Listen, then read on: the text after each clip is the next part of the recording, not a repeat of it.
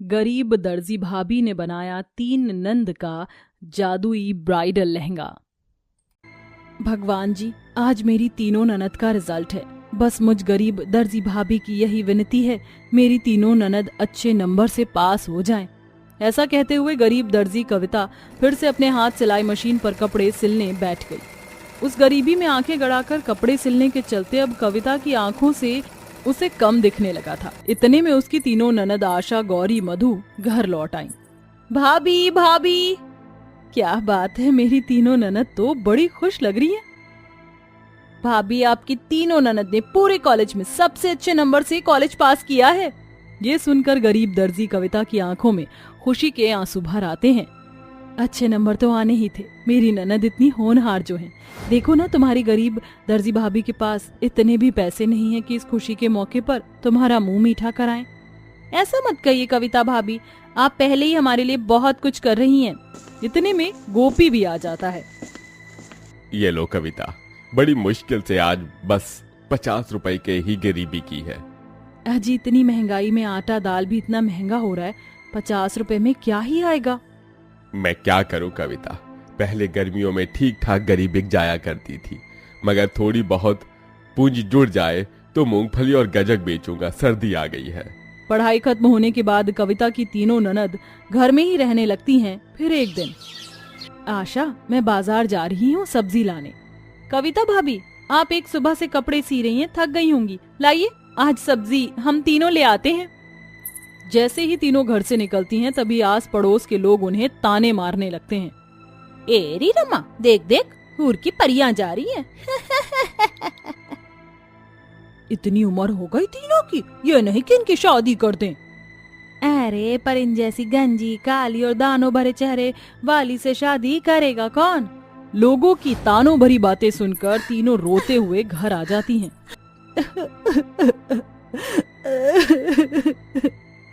क्या हुआ, तुम तीनों रो क्यों रही हो। आशा रोते हुए कविता को सारी बात बताती है।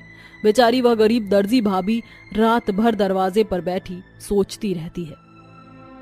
मुझे जल्दी से जल्दी अपनी तीनों ननद की शादी करनी होगी, वरना ये दुनिया वाले मेरी ननद को ताने मार मार कर इन्हें जीने नहीं देंगे। मगर मेरी तीनों ननद को उनकी कमियों के साथ आखिर कौन अपनाएगा। अब उनकी शादी के लिए कविता रिश्ते देखती है, मगर लड़के वाले उन्हें देखकर रिश्ते से मना कर देते हैं। बड़ी मुश्किल से उनकी शादी लीलावती के बेटों से लगती है। देखो कविता, कोई भी सुंदर नहीं है, एक गंजी है, काली है और एक के चेहरे पर दाने। ये तो मेरा बड़प्पन है जो मैं इस रिश्ते के लिए मान रही हूँ, मगर बिना दहेज के नहीं चलेगा। बस 10 लाख का दहेज और तीनों को अच्छे से शादी के जोड़े में विदा करना। अब ये कोई ज्यादा थोड़ी है। कविता दहेज देने के लिए मान जाती है और दहेज की चिंता में ही दिन रात कपड़े सीती है। मैंने लीलावती जी को हाथ उघाड़ दी है, मगर मैं गरीब दर्जी 10 लाख की रकम कहाँ से लाऊंगी। यही सोचते सोचते कविता देखते ही देखते वो जो ब्लाउज सी रही थी वो बिगड़ गया। हे भगवान, ये ब्लाउज तो पूरी तरह बिगड़ गया। अब मैं रोमा जी को क्या जवाब दूंगी। इतने में रोमा वहां आ जाती है और उसे बहुत सुनाती है। ये क्या किया तुमने, मेरा ब्लाउज बिगाड़ दिया, मेरी महंगी साड़ी का सेट बिगाड़ दिया। मुझे तुम जैसी 2 कौड़ी की गरीब दर्जी को ब्लाउज देना ही नहीं चाहिए था। इसके पैसे अब तुम दोगी। इसके बाद से कविता के पास सिलाई का काम आना बंद हो जाता है। हार कर वह अपने तन के गहने बेचकर शादी की तैयारी शुरू करती है। इसी बीच एक बुढ़िया आती है। बेटी, शादी का घर है, मुझ गरीब बुढ़िया को कुछ खाने को दे दो। तभी कविता ओखली में रखा धान देकर कहती है, ये लो अम्मा, मुझ गरीब दर्जी के पास आपको देने को बस थोड़ा धान है। घर के हालात ठीक नहीं, वरना बहुत कुछ देती। कोई बात नहीं बेटी, ये लो मेरी तरफ से, और तुम चिंता मत करो। तुम अपनी ननद की शादी इतनी धूमधाम से करोगी कि सब देखेंगे। ये कपड़ा तुम्हारे बड़े काम आने वाला है। बुढ़िया अपनी पोटली से एक मखमली लाल कपड़ा लेकर उसे देकर चली जाती है। इतना जरा सा कपड़ा, इससे क्या बनेगा। काश ये मखमली कपड़ा थोड़ा बड़ा होता तो मैं इससे अपनी ननद के लिए शादी का जोड़ा सिल देती। गरीब दर्जी कविता के इतना कहते ही वो कपड़ा अचानक से बहुत बड़ा हो जाता है। इसका मतलब कि ये जादुई कपड़ा है। मैं इसे अपनी नंदों के लिए ब्राइडल लहंगा बना सकती हूँ। हाँ, अब मेरी तीनों ननद शादी के जोड़े में विदा होंगी। ऐसा कहते हुए कविता की आंखों से झरझर आंसू बहने लगते हैं और वह ब्राइडल लहंगा सिलना शुरू करती है। और 2 दिन के अंदर वह गरीब दर्जी भाभी अपनी तीनों ननद के लिए बहुत ही बढ़िया ब्राइडल लहंगा सिलती है। आशा, गौरी, मधु, जरा यहाँ तो आना। जी भाभी, आपने बुलाया?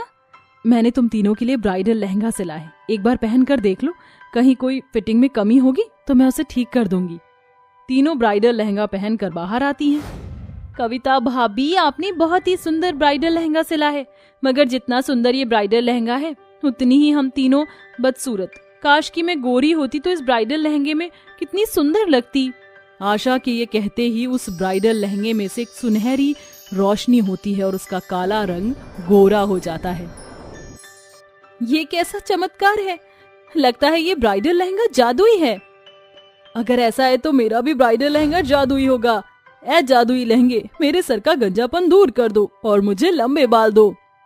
इसी के साथ गौरी के जादुई ब्राइडल लहंगे में से भी सुनहरी रोशनी होती है और उसके गंजे सर पर बहुत ही काले घने बाल आ जाते हैं।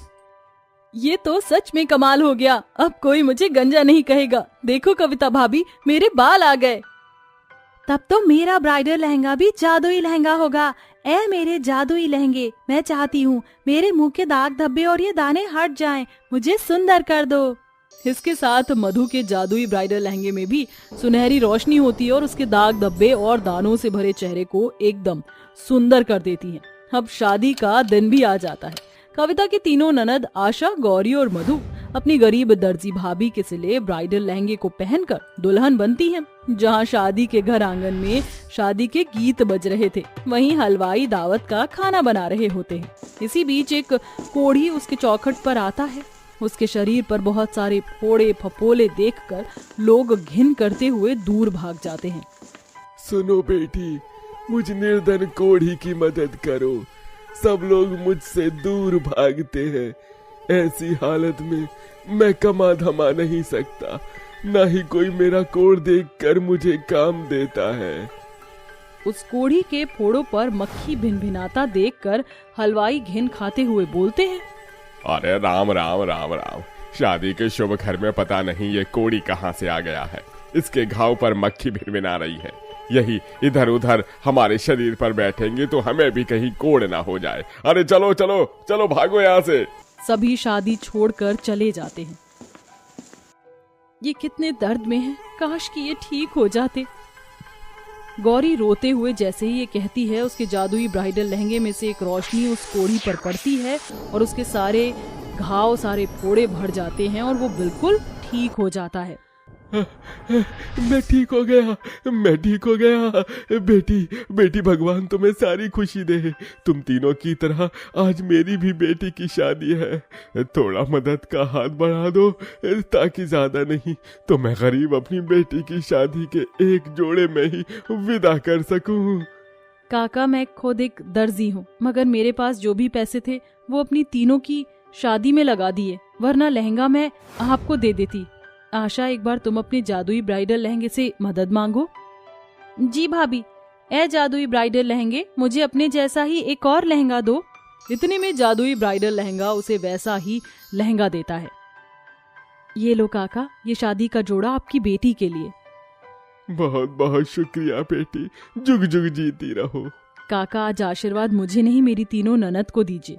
आज इनका घर बसने जा रहा है। भगवान इन्हें हर खुशी दे। बेटी बेटी, मैं चलता हूँ। भाभी, हलवाई तो दावत का खाना, मिठाई सब कुछ अधूरा छोड़कर ही चले गए। अब क्या होगा, बारातियों को क्या खिलाएंगे? अब इस जादुई ब्राइडल लहंगे को हमारी मदद करनी होगी। ए जादुई ब्राइडल लहंगे, आज इस गरीब दर्जी भाभी की इज्जत तुम्हारे हाथों में है। मदद करो, हमें दावत का खाना दो। देखते ही देखते उस गरीब दर्जी भाभी की तीनों नंद के जादुई ब्राइडल लहंगे में से मिठाई और दावत से भरे खाने निकलने लगते हैं। इतने में बारात भी आ जाती है। कविता तीनों नंद को मंडप में ले आती है, जहां बड़ी ही धूमधाम से उनकी शादी होती है। जो भी उस गरीब दर्जी भाभी के सिले ब्राइडल लहंगे को देखता है, वह देखता ही रह जाता है। इसके बाद से दर्जी कविता को अब हाई फाई लहंगे शोरूम के लिए ब्राइडल लहंगे सिलने का ऑर्डर आने लगता है। स्वाति भाभी, स्वाति भाभी, मुझे मेरी इंपॉर्टेंट फाइल नहीं मिल रही है, प्लीज आकर ढूंढ दीजिए। ऋषभ फाइल ढूंढ रहा था और स्वाति अपने दोस्तों से बातों में लगी हुई थी। या श्योर, नेहा के न्यू प्रोडक्ट्स फॉर 70% ऑफ से लेकर आऊंगी। हाँ यार। अरे यार स्वाति भाभी तो सुन नहीं रही। छोटी भाभी, पायल भाभी, अरे प्लीज आ जाइए, मुझे अपनी फाइल नहीं मिल रही है। उसकी आवाज सुन फौरन पायल आ जाती है। अरे देवर जी, ये क्या, पूरे कमरे का हाल बेहाल कर दिया, अभी सफाई करके गई थी। सॉरी भाभी, पर क्या करूं, मेरी आज इंपॉर्टेंट मीटिंग है और वो फाइल मिल नहीं रही है। ओहो, मैं ढूंढ देती हूँ, अभी मिल जाएगी। फिर पायल अपने देवर ऋषभ के कमरे में फाइल ढूंढती है जो कि गद्दे के नीचे मिलती है। देवर जी देखिए, यही फाइल है ना? अरे हाँ भाभी, यही तो है वो फाइल। आप सच में बहुत अच्छी हो, थैंक यू भाभी। एक वो भाभी हैं जो मेरी बिल्कुल भी सुनती नहीं है और आप मेरी हर चीज का ख्याल रखती हो। अच्छा भाभी, अब मैं ऑफिस के लिए निकलता हूँ, अखिल कबीर तो पहले ही चले गए। ठीक है देवर जी। ऋषभ ऑफिस चला जाता है और पायल अपनी सास अर्चना के लिए गरम गरम चाय पकौड़े ले आती है। छोटी बहू, तू तो अभी साफ सफाई कर रही थी, चाय नाश्ता भी तू ही ले आई, बड़ी बहू कहाँ है? अरे ओ स्वाति, स्वाति कहाँ है तू? सास की एक आवाज पर स्वाति हाजिर हो जाती है। जी माँ जी, बोलिए। क्या है तू अपने कमरे में ही क्यों खुश रहती है? घर के कामकाज में तेरा कोई इंटरेस्ट नहीं है क्या? कभी तू भी चाय नाश्ता ले आया कर। अब सारा काम काली बहू कर लेती है और वैसे भी मेरा करने का मन नहीं करता, तो मैं क्यों आऊं? क्या बड़बड़ा रही थी तू अपने कमरे में? कुछ नहीं माँ जी, वो अपनी फ्रेंड्स के साथ दिवाली और उनकी मेकअप प्रोडक्ट्स की डिस्कस कर रही थी। अरे वाह, तू तो प्रधानमंत्री से भी ज्यादा इम्पोर्टेंट बात पर डिस्कशन कर रही थी, हमें भी बुला लेती, हम सुन लेते। बहुत हंसी आ रही है इस काली कलोटी बैंगन लोटी को, बताऊंगी इसको तो। अरे सारी बात छोड़ो, कल भाई दूज है पता है ना, मार्केट जाकर अपनी शॉपिंग को भी पूरा कर लो, जो सामान लाना है ले आओ, मेकअप साड़ी और तैयारी कर लेना। लो माँ जी, मेरी लिस्ट तो तैयार है। और छोटी बहू तू तू कुछ नहीं लाएगी? माँ जी, मेरा कोई भाई नहीं है, तो मैं सज सवर कर और सामान लाकर क्या करूंगी? नहीं है तो क्या हुआ, अपने लिए शॉपिंग कर लियो। जी माँ जी। माँ जी, आप क्यों अपने पैसे देवरानी पर खर्च कर रही हो? है काली तो है ही, मेकअप का क्या करेगी? मेकअप तो दिखेगा भी नहीं इसके ऊपर। बड़ी बहू, तूने आज तो इसे रंग का ताना मार दिया, दोबारा ना सुन लूं। अपने कोरे रंग पर इतना घमंड भी मत कर। सॉरी माँ जी। दोनों बहू अपने अपने कामों में लग जाती हैं। शाम को तीनों देवर आ जाते हैं। दरअसल उन दोनों के पति आउट ऑफ इंडिया काम कर रहे थे। तीनों देवर खुशी के साथ हाथों में तोहफा लिए आते हैं। ऋषभ पायल को गले से लगाकर कहता है, आई लव यू भाभी, यू आर द बेस्ट। अरे क्या बात है? अरे माँ, भाभी भाभी जरा देखिए तो। देखिए ना, हम क्या लेकर आए हैं, तोहफा और एक गुड न्यूज है। अरे क्या बात हो गई जो तुम तीनों बंदर की तरह उछल के आ रहे हो? छोटी भाभी, ये सब आपकी वजह से हुआ है, क्योंकि आप इतना ख्याल रखती हो हम तीनों का, और वो इम्पोर्टेंट फाइल भी दी। हम तीनों की इतनी अच्छे से मीटिंग हुई कि हम तीनों का प्रमोशन हो गया, इसलिए आप सबके लिए तोहफे लाए हैं। माँ, ये साड़ी आपके लिए, और दोनों भाभी ये आपके लिए, पर उससे पहले ये मिठाई खाइए। सादी भाभी लीजिए। मैं इसे खाऊंगी तो मोटी हो जाऊंगी। I am on diet. छोटी भाभी आप ही ले लीजिए। शुक्रिया देवर जी, ऐसे ही आप तीनों खूब तरक्की करो और खुश रहो। मैं आती हूँ। भीगी पलके लेकर पायल कमरे में आ जाती है और रोने लगती है। उसके पीछे पीछे तीनों देवर भी आ जाते हैं। अरे मुझे भाभी थोड़ा इमोशनल सी लग रही है, चलो उनके पास चलते हैं। तीनों देवर भाभी के कमरे के बाहर ही रोने की आवाज सुनकर खड़े हो जाते हैं। तीनों देवर जी कितने अच्छे हैं, काश मेरे सच में भाई भी होते तो मैं भाई दूज मना पाती। उनके लिए मैं कपड़े लेती, सुंदर पकवान बनाती और व्रत रखती, पर मेरे नसीब में कोई भाई नहीं है। रक्षाबंधन का दिन भी मैं कैसे काटती हूँ ये सिर्फ मैं ही जानती हूँ। ये क्या, भाभी तो बहुत इमोशनल है, हम उनकी आंखों में आंसू आने नहीं दे सकते, वो हमारा कितना ख्याल रखती हैं। तो बिल्कुल ठीक कह रहा है, क्यों ना हम भाभी के साथ भाई दूज मनाएं। ये कहते ही तीनों देवर पायल के कमरे में जाकर उसके आंसू पोंछते हैं। आप ये क्यों समझ रही हैं कि आपका भाई नहीं है? आप तो हमारा बिल्कुल ख्याल वैसे ही रखती हो। हाँ भाभी, इसलिए हम चाहते हैं कि कल का दिन आप हमारे साथ सेलिब्रेट करो। मनाएंगी ना आप हमारे लिए बढ़िया बढ़िया पकवान? क्या सच में? अगर ऐसा है तो कल देखना आप सबका पसंदीदा कितना अच्छा खाना बनाऊंगी मैं। पायल खुश होती है। तभी स्वाति बाजार से सिर्फ अपने भाई के लिए शॉपिंग करके आती है। उसके देवर के लिए कुछ नहीं लिया था और आते ही वो पायल की अधूरी बात सुन लेती है। भला देवरानी तीनों देवर को खुश करने के लिए कौन सी पकवान बना रही है? मैं भी बनाऊंगी अब तो। अगले दिन स्वाति खूब सज धज कर रसोई में अपने देवर को खुश करने के लिए खाना बनाती है। वहीं दूसरी ओर पायल खाना बना रही होती है। अरे वाह दीदी, आज आप भी रसोई में खाना बनाएंगी क्या? तो मैं कुछ कह रही हूँ क्या? अपना काम करो। तुम्हें क्या लगता है सिर्फ तुम्हें ही खाना बनाना आता है? नहीं दीदी, ऐसी कोई बात नहीं है। इतने में स्वाति सब्जी के पतीले को गिरा देती है। वहीं दूसरी ओर खीर में चीनी की जगह नमक डाल देती है, जो कि बिगड़ जाता है और उन सबको समेटने में पायल के बने खाने भी खराब कर देती है। इतने में बर्तन के खटपट से सास आ जाती है। अरे ये सब क्या तोड़फोड़ लगा रखी है? हे भगवान, ये रसोई का क्या हाल बना रखा है। सॉरी माँ जी, वो मुझसे गलती से हो गया। मैं खाना बना रही थी और मेरे से देवरानी जी का भी खाना बर्बाद हो गया। काम तुझसे होते नहीं है। आज तू कैसे आ गई रसोई में खाना बनाने, और आई तो बेचारी का भी खाना बर्बाद कर दिया। इसीलिए बोलते हैं खाना बनाना सीख ले, पर मेकअप से फुर्सत मिले तो ना। कोई बात नहीं माँ जी, कौन सा दीदी ने जानबूझकर किया है? जाने दीजिए, ये सारा मैं साफ कर लूंगी और खाना भी मैं ही बना दूंगी। वैसे भी दीदी के भैया आने वाले हैं। थैंक यू देवरानी जी।